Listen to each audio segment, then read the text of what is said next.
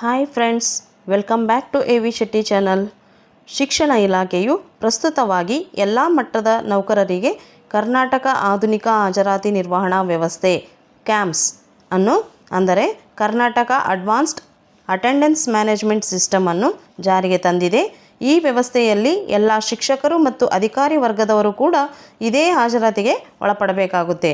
ಈ ಹಿಂದೆ ಕೇವಲ 5 ಜಿಲ್ಲೆಗಳಿಗೆ ಇದು ಜಾರಿಗೆ ತರಲಾಗಿತ್ತು. ಈಗ ಇಡೀ ಕರ್ನಾಟಕದಾದ್ಯಂತ ಎಲ್ಲ ಜಿಲ್ಲೆಗಳಿಗೂ ಕೂಡ ಅನ್ವಯಿಸಲಾಗುತ್ತಿದೆ. ಅಷ್ಟೇ ಅಲ್ಲದೆ ಇದೇ ಮೇ 29ರಂದು ಶಾಲೆ ಪ್ರಾರಂಭದ ದಿನದಿಂದಲೇ ಈ ಹಾಜರಾತಿಗೆ ನಾವೆಲ್ಲ ಒಳಪಡಬೇಕಾಗಿದೆ. ಹಾಗಾಗಿ ಇದನ್ನು ಇನ್ಸ್ಟಾಲ್ ಮಾಡಿಕೊಂಡು ರಿಜಿಸ್ಟರ್ ಮಾಡಿಕೊಳ್ಳುವ ವಿಧಾನ, ಲೊಕೇಶನ್ ಮತ್ತು ಫೋಟೋ ಸೆಟ್ ಮಾಡಿಕೊಳ್ಳುವಂತಹ ವಿಧಾನ, KYC ಮಾಡುವ ವಿಧಾನ, ಟೈಮ್ ಸೆಟ್ ಮಾಡುವುದು ಮತ್ತು ಚೆಕ್ ಇನ್ ಚೆಕ್ಔಟ್ ಆಗುವುದು ಹೇಗೆ, ರಜೆಗಳನ್ನು ಅಪ್ಲೈ ಮಾಡುವುದು ಹೇಗೆ, ಈ ರೀತಿ ಎಲ್ಲ ವಿಧಾನಗಳನ್ನು ನಾವು ಇವತ್ತಿನ ವಿಡಿಯೋದಲ್ಲಿ ತಿಳಿದುಕೊಳ್ಳೋಣ. ಈ ರೀತಿ ನಾವು ರಿಜಿಸ್ಟರ್ ಮಾಡುವಾಗ ಕೆಲವೊಂದು ಸಮಸ್ಯೆಗಳು ಎದುರಾಗುತ್ತೆ. ಆ ಸಮಸ್ಯೆಗಳಿಗೆ ಪರಿಹಾರ ಏನು ಅನ್ನೋದನ್ನು ಕೂಡ ನಾವು ಈ ವಿಡಿಯೋದಲ್ಲಿ ನೋಡೋಣ. ಪೂರ್ತಿಯಾಗಿ ಕ್ಯಾಮ್ಸ್ ಬಗ್ಗೆ ಸಂಪೂರ್ಣ ಮಾಹಿತಿ ಈ ವಿಡಿಯೋದಲ್ಲಿದೆ. ಎಲ್ಲಿಯೂ ಸ್ಕಿಪ್ ಮಾಡದೆ ವಿಡಿಯೋನ ನೋಡೋಣ. ಅದಕ್ಕಿಂತ ಮುಂಚೆ ಇನ್ನೂ ಯಾರು ನನ್ನ ವಿಡಿಯೋನ ಸಬ್ಸ್ಕ್ರೈಬ್ ಆಗದೆ ನೋಡ್ತಿದ್ದೀರೋ ಅವರೆಲ್ಲ ಈ ಕೂಡಲೇ ಎ ವಿ ಶೆಟ್ಟಿ ಚಾನಲನ್ನು ಸಬ್ಸ್ಕ್ರೈಬ್ ಆಗಿ ಪಕ್ಕದಲ್ಲಿರುವಂತಹ ಬೆಲ್ ಐಕಾನ್ ಮೇಲೆ ಕ್ಲಿಕ್ ಮಾಡಿ ಆಲನ್ನು ಸೆಲೆಕ್ಟ್ ಮಾಡಿ. ಇದರಿಂದ ನಾನು ಯಾವುದೇ ವಿಡಿಯೋನ ಯೂಟ್ಯೂಬ್ನಲ್ಲಿ ಅಪ್ಲೋಡ್ ಮಾಡಿದ ತಕ್ಷಣ ನಿಮಗೆ ನೋಟಿಫಿಕೇಷನ್ ತಲುಪುತ್ತೆ. ಜೊತೆಗೆ ಮಾಹಿತಿ ಇಷ್ಟ ಆದರೆ ವಿಡಿಯೋನ ಲೈಕ್ ಮಾಡೋದನ್ನು ಮರಿಬೇಡಿ ಅಂತ ಹೇಳ್ತಾ let us start the video. ಮೊದಲಿಗೆ ನಿಮ್ಮ ಮೊಬೈಲ್ನಲ್ಲಿರುವಂತಹ ಪ್ಲೇಸ್ಟೋರನ್ನು ಓಪನ್ ಮಾಡಿ ಸರ್ಚ್ ಬಾರಲ್ಲಿ KAMS ಅಂತ ಟೈಪ್ ಮಾಡಿ ಸರ್ಚ್ ಕೊಡಿ. ಆಗ ಇಲ್ಲಿ ಕಾಣಿಸ್ತಿದೆಯಲ್ಲ KAMS ಅಂತೇಳಿ ಈ ರೀತಿಯ ಆ್ಯಪ್ ನಿಮಗೆ ಕಾಣಿಸುತ್ತೆ. ಅದರ ಪಕ್ಕದಲ್ಲಿರುವಂತಹ ಇನ್ಸ್ಟಾಲ್ ಮೇಲೆ ಕ್ಲಿಕ್ ಮಾಡಿ ಆ್ಯಪನ್ನು ಇನ್ಸ್ಟಾಲ್ ಮಾಡಿಕೊಳ್ಳಿ. ಇನ್ಸ್ಟಾಲ್ ಆದ ನಂತರ ಪಕ್ಕದಲ್ಲಿರುವ ಓಪನ್ ಮೇಲೆ ಕ್ಲಿಕ್ ಮಾಡಿ. ಆಗ ಈ ರೀತಿಯ KAMS ಕರ್ತವ್ಯ ಆ್ಯಪ್ ಓಪನ್ ಆಗುತ್ತೆ. ಕೆಲವೊಂದಿಷ್ಟು ಪರ್ಮಿಷನ್ಸ್ ಕೇಳುತ್ತೆ. ವೈಲ್ ಯೂಸಿಂಗ್ ದ ಆ್ಯಪ್ ಅಂತ ಕೊಡಿ. ಅದಾದ ನಂತರ ನಿಮ್ಮ ಮೊಬೈಲ್ ಲೊಕೇಶನ್ ಕೂಡ ಆನ್ ಇರಬೇಕು. ಅದಕ್ಕೋಸ್ಕರ ಎನೇಬಲ್ ಲೊಕೇಶನ್ ಸರ್ವಿಸ್ ಅಂತಿದ್ದಾಗ ಟರ್ನ್ ಆನ್ ಅಂತ ಕೊಡಿ. ಮತ್ತೊಮ್ಮೆ ಕೂಡ ಟರ್ನ್ ಆನ್ ಅಂತೇಳಿ ಕೊಟ್ಬಿಟ್ಟು ಈಗ ರಿಜಿಸ್ಟರ್ ಮೇಲೆ ಕ್ಲಿಕ್ ಮಾಡಿ. ಆಗ ನಿಮ್ಮ ಮೊಬೈಲ್ ನಂಬರ್ ಕೇಳುತ್ತೆ. HRMSನಲ್ಲಿ ಲಿಂಕ್ ಇರುವಂತಹ ನಿಮ್ಮ ಮೊಬೈಲ್ ನಂಬರನ್ನು ಇಲ್ಲಿ ಟೈಪ್ ಮಾಡಿ ಕೆಳಗಡೆ ಇರುವಂತಹ ಗೆಟ್ OTP ಮೇಲೆ ಕ್ಲಿಕ್ ಮಾಡಿ. ಆಗ ಆ ಮೊಬೈಲ್ ನಂಬರಿಗೆ OTP ಬರುತ್ತೆ. ಅದನ್ನು ಇಲ್ಲಿ ಕೆಳಗಡೆ ಹಾಕಿಬಿಟ್ಟು ಸಬ್ಮಿಟ್ ಮೇಲೆ ಕ್ಲಿಕ್ ಮಾಡಿ. ಆಗ OTP ಸಬ್ಮಿಟೆಡ್ ಸಕ್ಸಸ್ಫುಲಿ ಅಂತ ಬರುತ್ತೆ ಪಾಪಪ್ ಮೆಸೇಜ್. ಓಕೆ ಮೇಲೆ ಕ್ಲಿಕ್ ಮಾಡಿ. ಕೆಳಗೆ ಕಾಣಿಸ್ತಿರುವಂತಹ ನೆಕ್ಸ್ಟ್ ಮೇಲೆ ಕ್ಲಿಕ್ ಮಾಡಿ. ಆಗ ನಿಮ್ಮ ಆಧಾರ್ KYC ಮಾಡಲು ಈ ರೀತಿಯ ಪೇಜ್ ಓಪನ್ ಆಗುತ್ತೆ. ಇಲ್ಲಿ ಆಧಾರ್ ಸಂಖ್ಯೆ ಅಂತಿದ್ದಲ್ಲಿ ನಿಮ್ಮ ಆಧಾರ್ ಸಂಖ್ಯೆಯನ್ನು ಹಾಕಿ ನೆಕ್ಸ್ಟ್ ಇಲ್ಲಿ ಕೆಳಗಡೆ ಇರುವಂತಹ ಚೆಕ್ ಬಾಕ್ಸನ್ನು ಕ್ಲಿಕ್ ಮಾಡಿಕೊಳ್ಳಿ. ಸ್ಕ್ರಾಲ್ ಡೌನ್ ಮಾಡಿ ಕೆಳಗಡೆ ಇರುವಂತಹ OTP ಇರುವಂತಹ ರೇಡಿಯೋ ಬಟನನ್ನು ಕ್ಲಿಕ್ ಮಾಡಿ. ಆಗ ಕೆಳಗಡೆ OTP ಪಡೆಯಿರಿ ಅಂತ ಆಪ್ಷನ್ ಓಪನ್ ಆಗುತ್ತೆ. ಅದನ್ನು ಕ್ಲಿಕ್ ಮಾಡಿ. ಆಗ OTP ನಿಮ್ಮ ಆಧಾರ್ ಕಾರ್ಡ್ಗೆ ಲಿಂಕ್ ಇರುವಂತಹ ಮೊಬೈಲ್ ನಂಬರ್ಗೆ ಸೆಂಡ್ ಆಗಿರುತ್ತೆ. ಆ OTPಯನ್ನು ಕೆಳಗಡೆ ಸ್ಕ್ರಾಲ್ ಮಾಡಿ ಇಲ್ಲಿ ನಮೂದಿಸಬೇಕು. ಎಂಟರ್ OTP ಇದ್ದಲ್ಲಿ OTPಯನ್ನು ನಮೂದಿಸಿ ನಂತರ ಸಲ್ಲಿಸಿ ಮೇಲೆ ಕ್ಲಿಕ್ ಮಾಡಿ. ನಂತರ ಸ್ವಲ್ಪ ಪ್ರೊಸೆಸಿಂಗ್ ಆದ ನಂತರ ಈ ರೀತಿ ನಿಮ್ಮ KGID ನಂಬರ್ ಕೆಳಗಡೆ ನಿಮ್ಮ ಹೆಸರು, ಡೆಸಿಗ್ನೇಷನ್, ಡಿಪಾರ್ಟ್ಮೆಂಟ್ ಎಲ್ಲವೂ ಇರುವಂತಹ ಡೀಟೇಲ್ಸ್ ಓಪನ್ ಆಗುತ್ತೆ. ಕೆಳಗಡೆ ಇರುವಂತಹ ನೆಕ್ಸ್ಟ್ ಮೇಲೆ ಕ್ಲಿಕ್ ಮಾಡಿ. ಆಗ ಕೆಲವೊಂದಿಷ್ಟು ಫೋಟೋ ಕ್ಯಾಪ್ಚರ್ ಮಾಡಲು ಫೇಸ್ ಕ್ಯಾಪ್ಚರ್ ಮಾಡಲು ಇನ್ಸ್ಟ್ರಕ್ಷನ್ಸ್ ಬರುತ್ತೆ. ಕೆಳಗಡೆ ಇರುವಂತಹ ಕ್ಯಾಪ್ಚರ್ ಫೇಸ್ ಮೇಲೆ ಕ್ಲಿಕ್ ಮಾಡಿ. ಆಗ ಫೆಚಿಂಗ್ ಲೊಕೇಶನ್ ಅಂತೇಳಿ ನಿಮ್ಮ ಶಾಲೆಯ ಲೊಕೇಶನ್ ಫೆಚ್ ಆಗುತ್ತೆ. ಕ್ಯಾಮರಾ ಕೂಡ ಓಪನ್ ಆಗುತ್ತೆ. ಫ್ರಂಟ್ ಕ್ಯಾಮರಾ ಮಾಡಿಕೊಂಡು ನಿಮ್ಮ ಲೊಕೇಶನ್ನಲ್ಲೇ ನೀವು ನಿಮ್ಮ ಫೋಟೋವನ್ನು ತೆಗೆದುಕೊಳ್ಳಬೇಕು. ಆದರೆ ನೆನಪಿರಲಿ, ರಿಜಿಸ್ಟರ್ ಮಾಡಿಕೊಳ್ಳುವಾಗ ಎಲ್ಲಿ ಬೇಕಾದರೂ ಲೊಕೇಶನ್ ತೆಗೆದುಕೊಳ್ಬೋದು ಅಂತ ಹೇಳಿದ ಸಲುವಾಗಿ ಎಲ್ಲರೂ ಬೇರೆ ಬೇರೆ ಕಡೆನೇ ತೆಗೆದುಕೊಂಡಿದ್ದಾರೆ. ಮುಂದೆ ಅಪ್ಡೇಟ್ ಆಪ್ಷನ್ ಕೊಡಬಹುದು. ಕೊಟ್ಟಾಗ ನೀವು ನಿಮ್ಮ ಶಾಲೆಯಲ್ಲೇ ಲೊಕೇಶನಲ್ಲೇ ಏನು ಮಾಡಬೇಕಾಗುತ್ತೆ, ಫೋಟೋ ಕ್ಯಾಪ್ಚರನ್ನು ಮಾಡಿಕೊಳ್ಬೇಕಾಗುತ್ತೆ. ನೆಕ್ಸ್ಟ್ ಫೋಟೋವನ್ನು ಸರಿಯಾಗಿ ಕ್ಯಾಪ್ಚರ್ ಮಾಡಿಕೊಳ್ಳಿ. ಫೋಟೋ ಸರಿಯಾಗಿ ಕ್ಯಾಪ್ಚರ್ ಆದ ನಂತರ ರೈಟ್ ಸೈಡ್ ಇರುವಂತಹ ಟಿಕ್ ಮಾರ್ಕ್ ಮೇಲೆ ಕ್ಲಿಕ್ ಮಾಡಿ. ಆಗ thank you, your image has been captured ಅಂತ ಬರುತ್ತೆ. ಕೆಳಗಡೆ ಲಾಂಗಿಟ್ಯೂಡ್ ಮತ್ತು ಲ್ಯಾಟಿಟ್ಯೂಡನ್ನು ಡಿಸ್ಪ್ಲೇ ಆಗಿರುತ್ತೆ.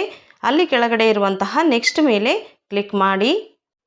ಆಗ ಫೇಸ್ ಮ್ಯಾಚ್ಡ್ ಸಕ್ಸಸ್ಫುಲಿ ಅಂತ ಬರುತ್ತೆ. ಕೆಳಗಡೆ ಇರುವಂತಹ ನೆಕ್ಸ್ಟ್ ಮೇಲೆ ಕ್ಲಿಕ್ ಮಾಡಿ ರಿಜಿಸ್ಟ್ರೇಷನ್ ಕಂಪ್ಲೀಟೆಡ್ ಪ್ಲೀಸ್ ಲಾಗಿನ್ ಅಂತ ಪಾಪಪ್ ಮೆಸೇಜ್ ಬರುತ್ತೆ.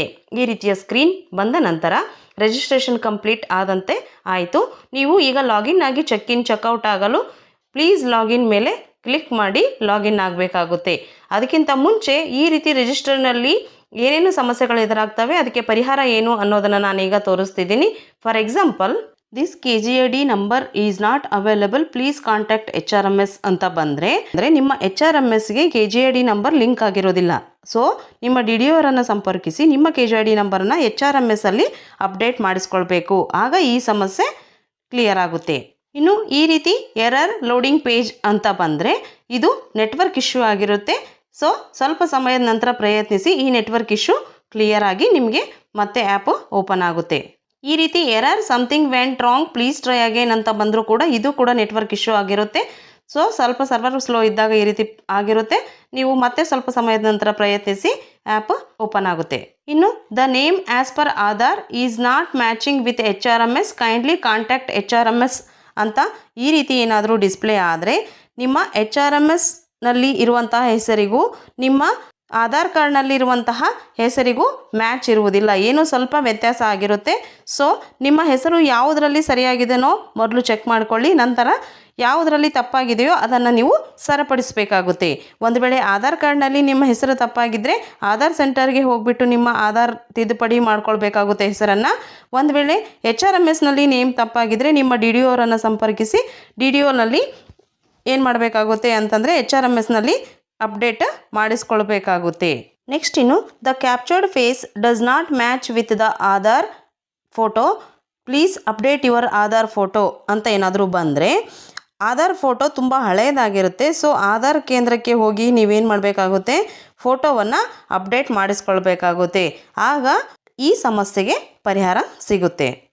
ಈಗ ಚೆಕ್ ಇನ್ ಚೆಕ್ಔಟ್ ಹೇಗೆ ಮಾಡೋದು ಅಂತ ನೋಡೋಣ. ಅದಕ್ಕೋಸ್ಕರ ನೀವು ಕರ್ತವ್ಯ ಆ್ಯಪ್ ಕ್ಯಾಂಪ್ಸ್ ಆ್ಯಪನ್ನು ಓಪನ್ ಮಾಡಿ ಲಾಗಿನ್ ಆಗಿ ಇಲ್ಲಿ ಈ ರೀತಿ ನಿಮ್ಮ ಹೆಸರು, KGID ನಂಬರ್ ಮತ್ತು ಯಾವ ದಿನ ನೀವು ಅಟೆಂಡೆನ್ಸನ್ನು ಹಾಕ್ತಿದ್ರೋ ಆ ಡೇ ಎಲ್ಲವೂ ಕೂಡ ಡಿಸ್ಪ್ಲೇ ಆಗಿರುತ್ತೆ. ಕೆಳಗಡೆ ಇಲ್ಲಿ ಚೆಕ್ ಇನ್ ಅಂತ ಕಾಣಿಸ್ತಿದೆಯಲ್ಲ ಅದರ ಮೇಲೆ ಕ್ಲಿಕ್ ಮಾಡಿ. ಆಗ ಮೊದಲನೇದಾಗಿ ನೀವು ಫಸ್ಟ್ ಟೈಮ್ ಹಾಕ್ತಾ ಇದ್ದರೆ ವರ್ಕ್ ಟೈಮಿಂಗನ್ನು ಸೆಟ್ ಮಾಡ್ಕೊಳ್ಬೇಕಾಗುತ್ತದೆ. ಅದಕ್ಕೋಸ್ಕರ ನೀವು ಸೆಲೆಕ್ಟ್ ವರ್ಕ್ ಟೈಮಿಂಗ್ ಅಂತಿದೆಯಲ್ಲ ಅದರ ಮೇಲೆ ಕ್ಲಿಕ್ ಮಾಡಿ. ಇಲ್ಲಿ ಸಾಕಷ್ಟು ಆಟೋ ಎಡಿಟೆಡ್ ಟೈಮಿಂಗ್ಸ್ ಇರ್ತದೆ. ಅದರಲ್ಲಿ ನಿಮಗೆ ನಿಮ್ಮ ಡ್ಯೂಟಿ ಸಮಯವನ್ನು ಇಲ್ಲಿ ಸೆಲೆಕ್ಟ್ ಮಾಡ್ಕೊಳ್ಬೇಕಾಗುತ್ತೆ. ನಾನೀಗ ಒಂದು ಡ್ಯೂಟಿ ಸಮಯವನ್ನು ಸೆಲೆಕ್ಟ್ ಮಾಡ್ಕೊಳ್ತಿದ್ದೀನಿ. ಅದಾದ ನಂತರ ಕೆಳಗಡೆ ನೆಕ್ಸ್ಟ್ ಅಂತಿದೆಯಲ್ಲ ಅದರ ಮೇಲೆ ಕ್ಲಿಕ್ ಮಾಡಿ. ವರ್ಕ್ ಟೈಮಿಂಗ್ ಸಬ್ಮಿಟೆಡ್ ಸಕ್ಸಸ್ಫುಲಿ ಅಂತ ಪಾಪಪ್ ಮೆಸೇಜ್ ಬರುತ್ತೆ. ಓಕೆ ಮೇಲೆ ಕ್ಲಿಕ್ ಮಾಡಿ. ಸೇವ್ ಪ್ರಿಫರೆನ್ಸಸ್ ಅಂತ ಕೇಳುತ್ತೆ. Would you like to save this work timing as your default ಅಂತ. ಅಂದರೆ ನೀವು ಎಸ್ ಅಂತ ಕೊಟ್ಟರೆ ಪ್ರತಿದಿನ ಈ ಟೈಮನ್ನು ನೀವು ಸೆಟ್ ಮಾಡ್ಕೊಳ್ಬೇಕಾಗಿಲ್ಲ. ಸೊ ಒಂದು ವೇಳೆ ನೀವು ನೋ ಅಂತ ಕೊಟ್ಟರೆ ಪ್ರತಿದಿನ ವರ್ಕ್ ಟೈಮಿಂಗನ್ನು ಸೆಟ್ ಮಾಡ್ಕೊಳ್ಬೇಕಾಗುತ್ತೆ. ಸೊ ಅದಕ್ಕೋಸ್ಕರ ಎಸ್ ಮೇಲೆ ಕ್ಲಿಕ್ ಮಾಡಿ. ಆಗ ನೀವು ಲೊಕೇಶನ್ ವ್ಯಾಲಿಡೇಷನ್ ಏನಿದೆಯಲ್ಲ ಅದು ಪ್ರೋಗ್ರೆಸ್ ಆಗುತ್ತೆ. ಆಗಿಬಿಟ್ಟು ಈ ರೀತಿ ಒಂದು ಕ್ಯಾಮ್ರಾ ನಿಮ್ಮ ಮುಂದೆ ಓಪನ್ ಆಗುತ್ತೆ. Position your face within the frame ಅಂತೇಳಿ ಅಲ್ಲೊಂದು ಫ್ರೇಮ್ ಕಾಣಿಸ್ತಿದೆಯಲ್ಲ ರೌಂಡ್ ಎಲಿಪ್ಸ್ ಟೈಪಲ್ಲಿ, ಆ ಫ್ರೇಮಲ್ಲಿ ನಿಮ್ಮ ಫೇಸನ್ನು ಇಟ್ಬಿಟ್ಟು ಕೆಳಗಡೆ ಕ್ಯಾಪ್ಚರ್ ಮೇಲೆ ಕ್ಲಿಕ್ ಮಾಡಿ. ಆಗ ಈ ರೀತಿ ಸಬ್ಮಿಟಿಂಗ್ ಯುವರ್ ಅಟೆಂಡೆನ್ಸ್ ಅಂತ ಸ್ವಲ್ಪ ಸರ್ಚ್ ಆಗಿಬಿಟ್ಟು ಅಟೆಂಡೆನ್ಸ್ ಮಾರ್ಕ್ಡ್ ಅಂತೇಳಿ ಗ್ರೀನ್ ಕಲರಲ್ಲಿ ಪಾಪಪ್ ಮೆಸೇಜ್ ನಿಮಗೆ ಡಿಸ್ಪ್ಲೇ ಆಗುತ್ತೆ. ಈ ರೀತಿ ಹಾಕಿದಾಗ ನೀವು ಶಾಲೆಗೆ ಬಂದ ಸಮಯ ರೆಕಾರ್ಡ್ ಆಗುತ್ತೆ, ಅಂದರೆ ಚೆಕ್ ಇನ್ ಆದಂತೆ ಆಯಿತು. ಇದೇ ರೀತಿ ಚೆಕ್ಔಟ್ ಅನ್ನುವಂತಹ ಈ ಆಪ್ಷನನ್ನು ಕ್ಲಿಕ್ ಮಾಡಿ. ಸೇಮ್ ಇದೇ ರೀತಿ ಫೋಟೋ ಕ್ಯಾಮ್ರಾ ಓಪನ್ ಆಗುತ್ತೆ. ಅದರಲ್ಲಿ ನೀವು ಫೋಟೋ ಕ್ಯಾಪ್ಚರ್ ಮಾಡ್ಕೊಂಡ್ಬಿಟ್ಟು ಸಬ್ಮಿಟ್ ಕೊಟ್ಟರೆ ಚೆಕ್ಔಟ್ ಆದಂತೆ ಆಗುತ್ತೆ. ನೆಕ್ಸ್ಟ್ ಈಗ ಕೆಳಗಡೆ ಇರುವಂತಹ ಕೆಲವೊಂದಿಷ್ಟು ಆಪ್ಷನನ್ನು ನೋಡ್ತಾ ಹೋಗೋಣ. ರಜೆಯನ್ನು ಹೇಗೆ ಅಪ್ಲೈ ಮಾಡೋದು ಮತ್ತು OD ಹೇಗೆ ಅಂತೇಳಿ. ಫಸ್ಟ್ OOD ಮೇಲೆ ಕ್ಲಿಕ್ ಮಾಡ್ತಾ ಇದ್ದೀನಿ. ಆನ್ ಅದರ್ ಡ್ಯೂಟಿ ಇಲ್ಲಿ ನೀವು ಸೆಲೆಕ್ಟ್ ಸೆಷನ್ ಮೇಲೆ ಕ್ಲಿಕ್ ಮಾಡಿದಾಗ ಫಸ್ಟ್ ಹಾಫಲ್ಲಿ ನೀವು OOD ಹೋಗ್ತಿದ್ದೀರಾ ಅಥವಾ ಫುಲ್ ಡೇ ಹೋಗ್ತಾ ಇದ್ದೀರಾ ಅನ್ನೋದನ್ನು ನೀವಿಲ್ಲಿ ಸೆಲೆಕ್ಟ್ ಮಾಡ್ಕೊಳ್ಬೇಕು. ನೆಕ್ಸ್ಟ್ ಸೆಲೆಕ್ಟ್ ಪರ್ಪೋಸ್ ಮೇಲೆ ಕ್ಲಿಕ್ ಮಾಡಿ. ನೀವು ಮೀಟಿಂಗ್ ಹೋಗ್ತಿದ್ದೀರಾ, ಅಫಿಷಿಯಲ್ ವರ್ಕ್ ಹೋಗ್ತಿದ್ದೀರಾ, ಟ್ರೈನಿಂಗ್ ಪ್ರೋಗ್ರಾಮ್ಸಿಗೆ ಹೋಗ್ತಿದ್ದೀರಾ, ಈ ರೀತಿ ಸಾಕಷ್ಟು ಆಪ್ಷನ್ಸ್ ಇದ್ದಾವೆ. Election duty, exam duty, evaluation duty, ಈ ರೀತಿ ಯಾವ ಆಪ್ಷನ್ ನಿಮಗೆ ಸೂಟಬಲ್ ಆಗುತ್ತೋ ಆ ಆಪ್ಷನನ್ನು ಪರ್ಪೋಸನ್ನು ನೀವು ಸೆಲೆಕ್ಟ್ ಮಾಡ್ಕೊಳ್ಬೇಕು. ನೆಕ್ಸ್ಟ್ ಎಂಟರ್ ಪ್ಲೇಸ್ನಲ್ಲಿ ನೀವು ಯಾವ ಸ್ಥಳಕ್ಕೆ ಹೋಗ್ತಾ ಇದ್ದೀರಾ ಅನ್ನೋದನ್ನು ಟೈಪ್ ಮಾಡಬೇಕು. ಅದಾದ ನಂತರ ಇಲ್ಲಿ ಐ ಹಿಯರ್ ಬೈ ಅಂತ ಡಿಕ್ಲರೇಷನ್ ಇದೆಯಲ್ಲ, ಆ ಚೆಕ್ ಬಾಕ್ಸನ್ನು ಕ್ಲಿಕ್ ಮಾಡ್ಕೊಂಡು ಸಬ್ಮಿಟ್ ಮೇಲೆ ಕ್ಲಿಕ್ ಮಾಡಬೇಕು. ಆಗ ನೀವು OOD ಅರ್ಜಿಯನ್ನು ಹಾಕಿದಂತೆ ಆಗುತ್ತೆ. ನೆಕ್ಸ್ಟ್ ಈಗ ಬ್ಯಾಕ್ ಹೋಗೋಣ. ಎರಡನೇ ಆಪ್ಷನ್ ಲೀವ್ ಮೇಲೆ ಕ್ಲಿಕ್ ಮಾಡಿ.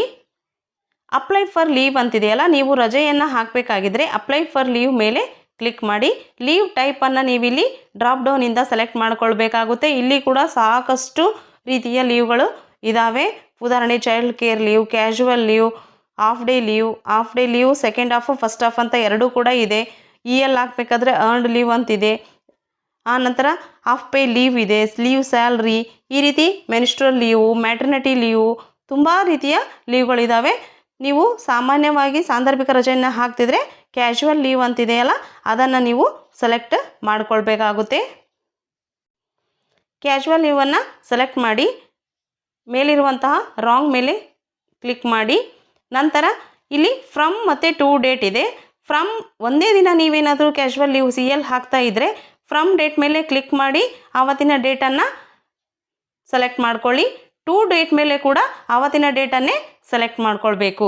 ಒಂದು ವೇಳೆ ನೀವು 2 ಅಥವಾ 3 ದಿನ ಈ ರೀತಿ ಹೋಗ್ತಾ ಇದ್ದರೆ ಫ್ರಮ್ ಡೇಟ್ ಸೆಲೆಕ್ಟ್ ಮಾಡಿದ ನಂತರ ಟು ಡೇಟ್ ಎಲ್ಲಿವರೆಗೆ ನೀವು ಆಬ್ಸೆಂಟ್ ಇರ್ತೀರೋ ಅಥವಾ ರಜೆ ಹಾಕ್ತಿದ್ದೀರೋ ಆ ಡೇಟನ್ನು ನೀವು ಇಲ್ಲಿ ಸೆಲೆಕ್ಟ್ ಮಾಡ್ಕೊಳ್ಬೇಕಾಗುತ್ತೆ. ನೆಕ್ಸ್ಟ್ ರೀಸನ್ ಫಾರ್ ಲೀವಲ್ಲಿ ಯಾಕೆ ನೀವು ರಜೆಯನ್ನು ಹಾಕ್ತಿದ್ದೀರಾ ಅನ್ನುವಂತಹ ರೀಸನನ್ನು ಟೈಪ್ ಮಾಡಿ ಕೆಳಗಡೆ ಇರುವಂತಹ ಸಬ್ಮಿಟ್ ಮೇಲೆ ಕ್ಲಿಕ್ ಮಾಡಬೇಕು. ಈಗಾದರೆ ನೀವು ರಜೆಗೆ ಅಪ್ಲಿಕೇಶನ್ ಹಾಕಿದಂತೆ ಆಗುತ್ತೆ. ನೆಕ್ಸ್ಟ್ ರಿಪೋರ್ಟ್ ಅಂತಿದೆಯಲ್ಲ, ಆ ರಿಪೋರ್ಟ್ ಮೇಲೆ ಕ್ಲಿಕ್ ಮಾಡಿದಾಗ ನೀವು ಪ್ರತಿದಿನ ಹಾಕಿದಂತಹ ಹಾಜರಿಯನ್ನು ನೀವಿಲ್ಲಿ ನೋಡ್ಕೊಳ್ಬಹುದಾಗಿದೆ. ಇಲ್ಲಿ ಮೇಲ್ಗಡೆ ತಿಂಗಳಿದೆ, ತಿಂಗಳನ್ನು ಡೌನ್ ಆರೋ ಮಾರ್ಕ್ ಮೇಲೆ ಕ್ಲಿಕ್ ಮಾಡಿದಾಗ ನೀವು ಯಾವ ತಿಂಗಳು ಬೇಕೋ ಆ ತಿಂಗಳನ್ನು ಸೆಲೆಕ್ಟ್ ಮಾಡ್ಕೊಳ್ಬಹುದಾಗಿದೆ. ನೆಕ್ಸ್ಟ್ ಇಯರನ್ನು ಕೂಡ ನೀವಿಲ್ಲಿ ಡ್ರಾಪ್ ಡೌನಲ್ಲಿ ಸೆಲೆಕ್ಟ್ ಮಾಡ್ಕೊಳ್ಬಹುದಾಗಿದೆ. ನಾನೀಗ ಮೇ 2026 ಅಂತ ಎಕ್ಸಾಂಪಲ್ಗೆ ತೆಗೆದುಕೊಂಡಿದ್ದೀನಿ. ಇಲ್ಲಿ ಡೇಟ್ ಮೇನಲ್ಲಿರುವಂತಹ ಡೇಟ್ ಇದೆ 31 ಡೇಸ್. ನೆಕ್ಸ್ಟ್ ಇನ್ನು ಚೆಕ್ ಇನ್ ಆದಾಗ ಯಾವ ಸಮಯಕ್ಕೆ ನೀವು ಚೆಕ್ ಇನ್ ಆಗಿದ್ದೀರೋ ಆ ಸಮಯದಲ್ಲಿ ಡಿಸ್ಪ್ಲೇ ಆಗುತ್ತೆ. ಚೆಕ್ಔಟ್ ಅಂತಿದ್ದಲ್ಲಿ ನೀವು ಚೆಕ್ಔಟ್ ಏನಾಗಿರ್ತೀರಲ್ಲ ಪ್ರತಿಯೊಂದು ಡೇಟಿಗೂ ಆ ಸಮಯದಲ್ಲಿ ಡಿಸ್ಪ್ಲೇ ಆಗುತ್ತೆ. ಇನ್ನು ಸೆಷನಲ್ಲಿ ಸೆಷನ್ 1 ಸೆಷನ್ 2 ಅಂದರೆ ನೀವು ಚೆಕ್ ಇನ್ ಆದರೆ S1ನಲ್ಲಿ ಅಲ್ಲಿ ಅಟೆಂಡೆನ್ಸ್ P ಅಂತ ಗ್ರೀನ್ ಕಲರಲ್ಲಿ ಬರುತ್ತೆ ಪ್ರೆಸೆಂಟ್ ಅಂತ. ಇನ್ನು ನೀವು ಚೆಕ್ಔಟ್ ಆದಂತಹ ಮಾಹಿತಿ ಏನಂದರೆ S2ನಲ್ಲಿ ಸೆಷನ್ 2ನಲ್ಲಿ ಏನಾಗಿರುತ್ತೆ ಡಿಸ್ಪ್ಲೇ ಆಗುತ್ತೆ. ಈ ರೀತಿ ನೀವು ನಿಮ್ಮ ಅಟೆಂಡೆನ್ಸ್ ರಿಪೋರ್ಟನ್ನು ಕೂಡ ನೋಡ್ಕೋಬೋದಾಗಿದೆ. ಆ ಮಾಹಿತಿ ಅಲ್ಲಿರುವಂತಹ ಆಲ್ಫಾಬೆಟ್ ಏನನ್ನು ಸೂಚಿಸ್ತದೆ ಅಂತ ಕೆಳಗಡೆ ಸ್ಕ್ರಾಲ್ ಮಾಡಿ ಇಲ್ಲಿ ತೋರಿಸಿದ್ದಾರೆ. ಪ್ರೆಸೆಂಟ್ ಅನ್ನೋದನ್ನು ಗ್ರೀನ್ Pಯಲ್ಲಿ, ಆಬ್ಸೆಂಟ್ Aನಲ್ಲಿ, OOD ಅಂತಂದರೆ ಯೆಲ್ಲೋ ಕಲರ್ OOD ಅಂದರೆ on other duty pending for approval ಇದ್ದರೆ ಯೆಲ್ಲೋನಲ್ಲಿರುತ್ತೆ. OOD ಅಪ್ರೂವ್ ಮಾಡಿದ್ರು ನಿಮ್ಮ ಮುಖ್ಯ ಗುರುಗಳು ಅಂತಂದರೆ ಗ್ರೀನ್ ಆಗಿರುತ್ತೆ. OOD ಅದರ್ ಡ್ಯೂಟಿ ಏನಾದರೂ ಅವರು ರಿಜೆಕ್ಟ್ ಮಾಡಿದರು ನಿಮ್ಮ OODಯನ್ನು ಅಂದರೆ ರೆಡ್ ಕಲರಲ್ಲಿ ಆಗಿರುತ್ತೆ. ಲೀವ್ ಪೆಂಡಿಂಗ್ ಇದ್ದರೆ L, ಲೀವ್ ಅಪ್ರೂವ್ ಆಗಿದ್ದರೆ green L, next leave reject ಆಗಿದ್ದರೆ ರೆಡ್ Lಲ್ಲಿ ಡಿಸ್ಪ್ಲೇ ಆಗುತ್ತೆ. ಇನ್ನು ಒಂದು ವೇಳೆ ಆ ಡೇಟ್ ಏನಾದರೂ ಹಾಲಿಡೇ ಇತ್ತು ಅಂದರೆ H ಅಂತೇಳಿ ಬ್ರೌನ್ ಕಲರಲ್ಲಿ ಡಿಸ್ಪ್ಲೇ ಆಗುತ್ತೆ. ಈ ರೀತಿ ಮಾಹಿತಿಯನ್ನು ನೀವು ನಿಮ್ಮ ಅಟೆಂಡೆನ್ಸ್ ರಿಪೋರ್ಟಿಂದ ಅರ್ಥ ಮಾಡ್ಕೊಳ್ಬೋದಾಗಿದೆ. ಇನ್ನು ಕ್ಯಾಂಪ್ಸಲ್ಲಿ ಹಾಜರಾತಿ ನಿಯಮಗಳು ಏನಿದೆ ಅಂತ ನೋಡ್ತಾ ಹೋದರೆ ತಡವಾಗಿ ಏನಾದರೂ ಚೆಕ್ ಇನ್ ಮಾಡಿದರೆ ಅಂದರೆ ಇಲಾಖೆಯಿಂದಲೇ ಗ್ರೇಸ್ ಪೀರಿಯಡ್ ಅಂತ ಕೊಡ್ತಾರೆ. ಗ್ರೇಸ್ ಪೀರಿಯಡ್ ಅಂದರೆ ಸಾಮಾನ್ಯವಾಗಿ 10 ರಿಂದ 15 ನಿಮಿಷ ನಾವೇನಾದರೂ ಸ್ವಲ್ಪ ತಡವಾಗಿ ಹೋದರೆ ಅನಿವಾರ್ಯ ಕಾರ್ಯಗಳಿಂದಾಗಿ, ಪ್ರತಿದಿನ ಅಲ್ಲ ಕೆಲವೊಮ್ಮೆ ಅನಿವಾರ್ಯ ಕಾರ್ಯಗಳಿಂದ ಏನಾದರೂ ಸ್ವಲ್ಪ ತಡವಾಗಿ ಹೋದರೆ ಅದಕ್ಕೆ ರಿಯಾಯಿತಿ ಇರುತ್ತೆ. ಅದಕ್ಕೆ ಗ್ರೇಸ್ ಪೀರಿಯಡ್ ಅಂತ ಕರಿತೀವಿ. ಉದಾಹರಣೆಗೆ ಶಾಲೆ ಏನಾದರೂ 9:45ಕ್ಕೆ ಆರಂಭ ಆದರೆ 9:55 ಅಥವಾ 10 ಗಂಟೆವರೆಗೆ ನೀವು ಚೆಕ್ ಇನ್ ಆಗಲೇಬೇಕು. ಇನ್ನು 3 ದಿನ ತಡ ಆದರೆ ಅದೇನಾಗುತ್ತೆ ಅಂದರೆ 1 CL ಅಂತೇಳಿ ಕನ್ಸಿಡರ್ ಆಗುತ್ತೆ. ಒಂದು ತಿಂಗಳಲ್ಲಿ ಏನಾದರೂ ನೀವು 3 ದಿನ ಗ್ರೇಸ್ ಪೀರಿಯಡ್ಗಿಂತ ತಡವಾಗಿ ಬಂದರೆ ಅದನ್ನು ನೀವು 1 CL ಅಂತೇಳಿ ಕನ್ಸಿಡರ್ ಆಗಿ ನಿಮ್ಮ ಇದರಿಂದ ತೆಗೆದುಕೊಳ್ಳಲಾಗುತ್ತೆ. ಇನ್ನು ಸತತವಾಗಿ ಗೈರು ಹಾಜರಿ ಅಂತ ಯಾವಾಗ ಪರಿಗಣನೆ ಮಾಡ್ತಾರೆ ಅಂತಂದರೆ ನೀವು ಗ್ರೇಸ್ ಪೀರಿಯಡ್ಗಿಂತ ಮೀರಿ ಅಂದರೆ 1 ಗಂಟೆಗಿಂತ ಹೆಚ್ಚು ಸಮಯ ತಡವಾಗಿ ಚೆಕ್ ಇನ್ ಆದರೆ ಅದನ್ನು ಹಾಫ್ ಡೇ ಲೀವ್ ಅಂಥೇಳಿ ಕನ್ಸಿಡರ್ ಆಗುತ್ತೆ. ಅದು ಕೂಡ ನೀವು ಇನ್ಫಾರ್ಮ್ ಮಾಡಿದರೆ ಅಂದರೆ ತಡವಾಗಿ ಬಂದಾಗ ನೀವು ಅದನ್ನು ಕ್ಯಾಶುವಲ್ ಲೀವ್ಗೆ ಅಪ್ಲೈ ಮಾಡಿದರೆ ಮಾತ್ರ ಅದು ಹಾಫ್ ಡೇ ಲೀವ್ ಅಂತ ಕನ್ಸಿಡರ್ ಆಗುತ್ತೆ. ಇಲ್ಲಾಂದರೆ ಅದು ಗೈರು ಹಾಜರಿ ಅಂತೇಳಿ ಕನ್ಸಿಡರ್ ಆಗುತ್ತೆ. ನೆಕ್ಸ್ಟ್ ಇನ್ನು ದಂಡನೆ ಮತ್ತು ಶಿಸ್ತು ಕ್ರಮ ಅಂತಂದರೆ ನೀವು ಕಂಟಿನ್ಯೂಸ್ ಆಗಿ ಏನಾದರೂ ಗ್ರೇಸ್ ಪೀರಿಯಡ್ ಟೈಮ್ ಮೀರಿ ಬಂದರೆ ಅಥವಾ ಅನಧಿಕೃತವಾಗಿ ಸತತವಾಗಿ ಗೈರು ಹಾಜರಾದರೆ ನಿಮಗೆ BO ಆಫೀಸಿಂದ ಶೋಕಾಸ್ ನೋಟಿಸನ್ನು ಕೂಡ ಕೇಳ್ಬೋದಾಗಿದೆ. ಇನ್ನು ಮುಂಚಿತವಾಗಿ ಚೆಕ್ಔಟ್ ಮಾಡಿದರೆ ಏನಂತಂದರೆ ಅರ್ಧ ದಿನ ರಜೆ ಕಡಿತ ಆಗುತ್ತೆ. ನೀವೇನಾದರೂ ಟೈಮ್ ಏನು ಸೆಟ್ ಮಾಡಿರ್ತೀರಲ್ಲ ಆ ಟೈಮ್ಗಿಂತ ಮುಂಚಿತವಾಗಿ ಚೆಕ್ಔಟ್ ಆದರೆ ಅದೇನಾಗುತ್ತೆ ಅಂದರೆ ಹಾಫ್ ಡೇ ಲೀವ್ ಅಂತೇಳಿ ಕನ್ಸಿಡರ್ ಆಗುತ್ತೆ. ಇನ್ನು ತಡವಾಗಿ ಬರೋದು ಬೇಗ ಹೋಗೋದು ಇದು ಆಗಲೇ ಹೇಳಿದ್ನಲ್ಲ ನಾನು 3 ಸಲ ಆದರೆ 1 CL ಅಂತ ಕನ್ಸಿಡರ್ ಆಗುತ್ತೆ. ಇನ್ನು OOD ಮೇಲೆ ಏನಾದರೂ ನೀವು ಹೋಗ್ತಾ ಇದ್ದರೆ ಪೂರ್ವ ಅನುಮತಿ ಮತ್ತು ಶಾಲಾ ಚಲನವಲನವಹಿ ಇದೇನಂತಂದರೆ ಅಧಿಕೃತ ಕೆಲಸಗಳಿಗೆ ಹೋಗ್ತಾ ಇದ್ದರೆ ನೀವು OODಯಲ್ಲಿ ಅಪ್ಲೈ ಮಾಡಿ ಹೋಗಬೇಕಾಗುತ್ತೆ. ಇನ್ನು ತುರ್ತು ಕೆಲಸಗಳಿಗೆ ಸಂದರ್ಭಗಳಿಗೆ ನೀವೇನಾದರೂ ಹೋದರೆ ಅದು ವೈಯಕ್ತಿಕ ಸಂದರ್ಭಗಳಾಗಿದ್ದರೆ ಅದು ನಿಮಗೆ ಹಾಫ್ ಡೇ CL ಅಂತ ಕನ್ಸಿಡರ್ ಆಗುತ್ತೆ. ಗೊತ್ತಾಯ್ತಲ್ಲ ಫ್ರೆಂಡ್ಸ್, ಇದು ಆಗಿತ್ತು ಇವತ್ತಿನ ಕ್ಯಾಂಪ್ಸ್ನ ಸಂಪೂರ್ಣ ವಿವರ. ಈ ಮಾಹಿತಿ ನಿಮಗೆ ಇಷ್ಟ ಆಗಿದ್ದರೆ ಇನ್ನೂ ಸಾಕಷ್ಟು ಶೈಕ್ಷಣಿಕ ಮಾಹಿತಿಯನ್ನು ನಿಮಗೆ ನನ್ನಿಂದ ಪಡಿಬೇಕಾಗಿತ್ತು ಅಂತಂದರೆ ದಯವಿಟ್ಟು AV ಶೆಟ್ಟಿ ಚಾನಲನ್ನು ಸಬ್ಸ್ಕ್ರೈಬ್ ಮಾಡಿ, ವಿಡಿಯೋನ ಲೈಕ್ ಮಾಡಿ. ಮುಂದಿನ ವಿಡಿಯೋದಲ್ಲಿ ಸಿಗೋಣ. ಅಲ್ಲಿವರೆಗೂ ಬಾಯ್ ಫ್ರೆಂಡ್ಸ್.